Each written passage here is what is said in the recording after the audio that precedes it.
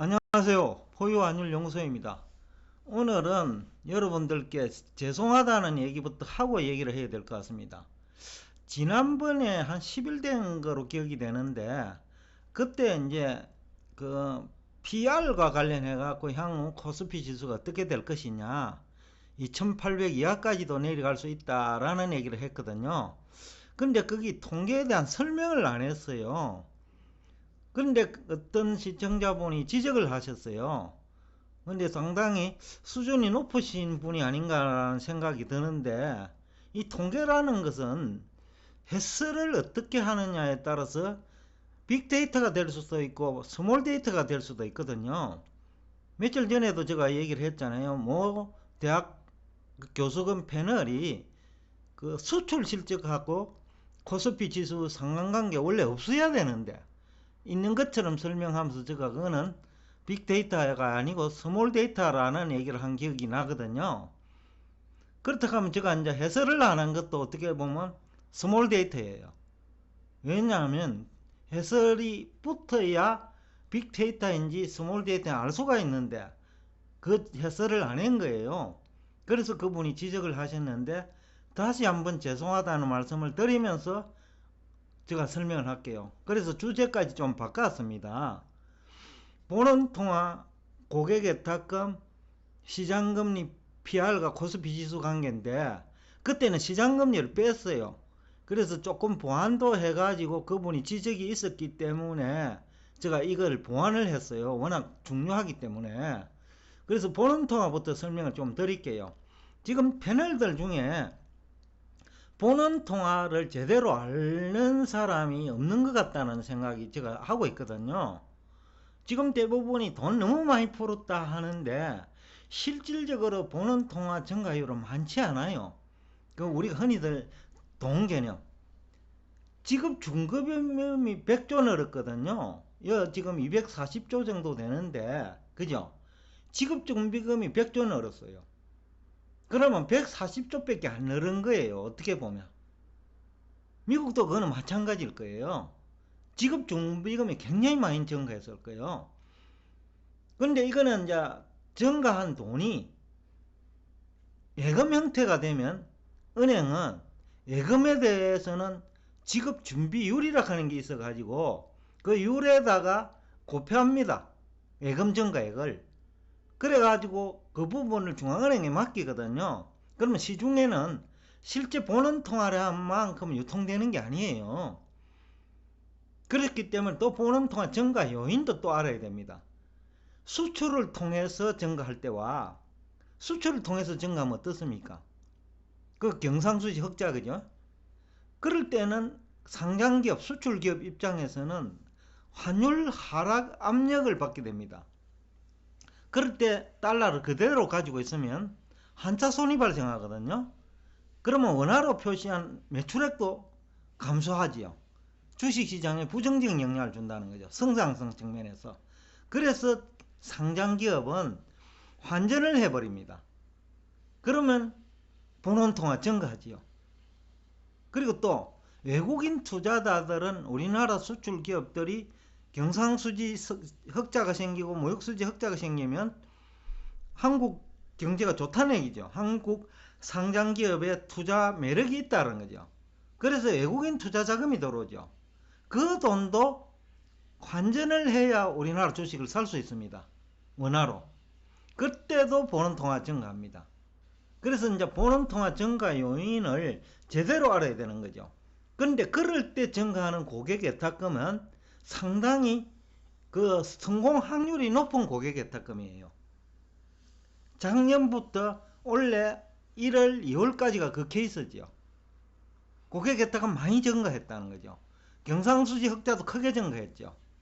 보는통화 증가 요인 중에 올해도 뭐 6월까지만 하더라도 분기별로 한 200억 이상 달러 정도 그 경상수지가 흑자가 생기니까 한 400억 정도 경상수지 흑자가 생겨요. 1월까지만 하더라도 대부분이 원화 강세라고 했기 때문에 어떻겠습니까? 원화 강세는 환율이 내린다는 거죠. 그러면 가지고 있는 달러를 팔아야 되겠죠. 그죠? 그런 기업이 많다는 그것도 양적 완화 정책에 포함되어 있다는 거죠. 쉽게 하면 그건 사실상은 양적 완화 정책은 아니에요. 정부가 의도적으로 늘린 금액은 아니고 상장기업이 수출을 해가지고 환율이 내려간다고 모두 다 얘기하니 이구동성으로 가지고 있으면 한차 손이 생긴다는 판단하에 환전한 거예요. 그게 상반기까지만 금액이 약 한 400억 달러 되거든요. 절반만 했다 하더라도 200억 달러면 20조가 증가하는 거거든요. 20조가 넘죠. 20이 한 2조 되잖아요. 그러니까 240조 통화량 중에는 약 한 20조 원 이상은 수출 기업이 그 본원 통화를 늘렸다라고 볼 수 있습니다. 그 정도로 이제 이게 중요한 거예요. 그 다음에 외국인 투자자들도 작년에 많이 가져왔잖아요. 그죠? 연초에. 그러니까 그 금액도 있는 거예요. 그러니까 그 돈까지 합하면 한 40조 원은 정부가 늘린 양적 완화 정책이 아니고, 그죠? 그 경상수지 흑자와 그 다음에 고객예탁금이에요. 그 다음에 고객예탁금이 아니라죠. 외국인 정권 투자자금이에요. 근데 그때 증가한 고객예탁금은 굉장히 성공 확률이 높은 고객예탁금이에요. 작년까지 들어온 고객예탁금은. 근데 여기서 이제 지난번에 시장금리를 나눴는데 이것도 워낙 중요해가지고 제가 오늘 넣었는데 대부분의 패널들은 기준금리에 지금 초점을 맞추고 있어요. 또 시장금리라 하더라도 국채금리 중심으로 얘기해요. 근데 우리가 주식에 투자할 적에는 회사잖아요. 회사. 상장기업에 투자하는 것이지 국가가 발행한 주식 없어요. 그러니까 시장금리가 중요한데 시장금리도 A등급 회사채 금리냐 B등급 회사채 금리냐에 따라서 완전히 다르거든요. 근데 코로나 사태가 장기화되면서 부채가 많이 늘었단 말이에요. A등급 중에서도 신용등급을 지금 현재 매기는 게 아니거든요. 6개월 내지 1년 전에 보고한 등급이에요. 그러다 보면 어떤 문제가 생깁니까? 지금 부채가 많이 늘어설 수 있어요. 경제 환경이 코로나 사태가 장기화되면서 또 중국 경제가 나빠지면서 쉽게 하면 A 등급 중에서 BBB로 전락할 가능성이 있는 상장기업이 많다는 거예요. 적지 않다는 얘기예요. 그래서 금리가 중요하다는 거예요. 왜냐하면 A등급 금리와 BBB 등급 금리는 지금 올해 같은 경우에는 약 6% 이상 차이 나요. 그럼 부채도 증가하고 금리가 6% 이상 차이 나면 그건 굉장히 중요한 의미를 가지거든요. 그래서 이제 해설을 하느냐 안 하느냐, 또 국채금리 중심으로 얘기하느냐 기준금리 중심으로 하느냐, 이 얘기는 정보의 질이 다른 거예요. 쉽게 하면 스몰 데이터냐 빅 데이터냐의 문제라는 거죠. 그래서 이것이 또 PR에도 영향을 주거든요. 왜냐? 기업들의 영업 실적이 나빠지고 환율 대응에 또 못한단 말이에요. 외국인이 들어오고 또 환율 전망에 연초에 실패했잖아요.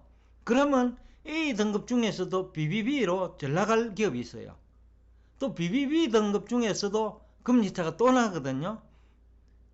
그리고 또 BBB 등급 중에서 BB로 추락할 수도 있어요. 그래서 시장금리는 대단히 중요하다는 거죠. 그래서 오늘 제가 이제 미안하다는 얘기를 먼저 인사를 드리고 지금 설명을 하는 이유입니다. 좀 더 이제 구체적으로 설명을 드릴게요. 2007년 이후 본원통화 증가 속도보다 고객예탁금 증가 속도가 굉장히 빨랐어요. 그런데 2020년 초까지만 하더라도 고객예탁금이 증가했지만 지난 10년간, 그러니까 2012년부터 2020년 초까지 주식 투자회가 성공한 사람은 그리 많지 않아요. 제가 볼 때는 90% 실패했을 거예요. 추정입니다. 아마 그럴 겁니다. 왜냐하면요, 그 아주 소수의 AA 등 정권 주식 중심으로 주가가 올랐거든요. 삼성전자, 하이닉스 등등 있잖아요. 근데 나머지 주식들은 행보하거나 내려버렸어요. 이게 이제 보는 통화 증가하더라도 쉽게 하면 본원통화 증가하다 하더라도 누구 때문에 증가했느냐? AA 등급 채권 등급을 가진 기업들, 그죠? 삼성전자, 하이닉스 같은 그런 기업이 영업실적이 누적이 됐죠. 그러니까 유보율이 누적이 됐다는 거죠. 그러니까 그 기업들 중심으로 올랐고, 또 유보율이 감소하는 기업도 있었거든요. 왜냐하면 적자 나면 유보율이 감소하죠. 그럼 주가도 하락해야 되겠죠. 그러면 금리도 오르는 거예요. 그래서 이 연관지어 갖고 해설을 할 수 있어야 되는 거죠. 그렇게 해석 못하면 그 정보는 스몰 데이터가 되어버린다는 거죠. 자, 그 얘기를 이제 좀 드렸고, 그래서 고객의 탁금 증가는 많이 있었는데도 불구하고 주가 지수는 행보를 한 거예요. 그러니까 1700 평균에서 1900이면 우리 한 기업 몇 개 빼보고 나면요, 그대로 거든요. 그럼 나머지 기업은 주가가 내렸거나 행보한다는 얘기밖에 안 되죠. 그래서 중요한 거예요, 이게. 자, 그래서 고객의 탁금 증가 속도가 빠른 거는 좋는데 어디에 투자했느냐가 중요하다는 얘기를 지금 말씀을 드렸고요. 또 신용도에 따라서 금리 격차 크거든요. 지금 2021년 6월 말 기준인데 약 6% 차이 납니다. 근데 부채가 많이 증가했기 때문에 이 6% 차이는 크다는 거예요. 부채가 증가 안 했으면 2007년이나 별 차이 없다라는 거죠. 근데 2007년은 금리차가 또 크지도 않았어요. 바로 부채가 증가했기 때문에 BBB 등급의 회사채를 가진 기업의 숫자도 증가했어요. 그래서 2007년만 하더라도 영업이익으로 이자를 상환하지 못하는 기업이 30%밖에 안 됐는데 지금 45%, 50%까지 증가한 거예요. 그러니까 다수의 투자자들이 실패할 수밖에 없는 거죠. 그래서 이건 굉장히 중요한 얘기인데, 그래서 제가 아까 미안하다는 얘기부터 먼저 한 거예요. 중요한 얘기를 안 해버렸거든요. 그러니까 정보의 질이 빅데이터가 아니고 뭡니까? 스몰 데이터가 돼버린 거죠. 그래서 오늘 제가 좀 더 구체적으로 얘기하기 위해서 시장금리까지 갖다 넣었습니다. 그래서 앞에서 조금 설명을 했는데, 이렇게 되면 이제 PR이 내년에 조금 문제가 생겨요. BBB 등급이 많아지면 AA 등급에서 이제 BBB 등급으로 추락하는 기업이 생길 거라는 거죠. 또 BBB에서 BB로 추락할 등급도 있다는 거죠. 그러면 또 금리에 변동이 생깁니다. 그 쌍장 기업은. 그래서 내년에 양극화는 오히려 더 심화될 가능성이 높다라는 얘기를 또 해야 될 것 같고요. 그러면 PR도 주가가 안 내리면 높아집니다. 그래서 주가가 내리는 방법으로 PR이 유지되겠죠. 오늘 그 얘기를 하면서 여러분과 대화를 마칩니다. 다시 한번 죄송하다는 말씀을 드리면서 여러분들께 끝까지 들어주셔서 또 감사하다는 말씀도 동시에 드리고자 합니다. 다음 시간에도 또 차별화된 정보를 가지고 여러분을 찾아뵙겠습니다.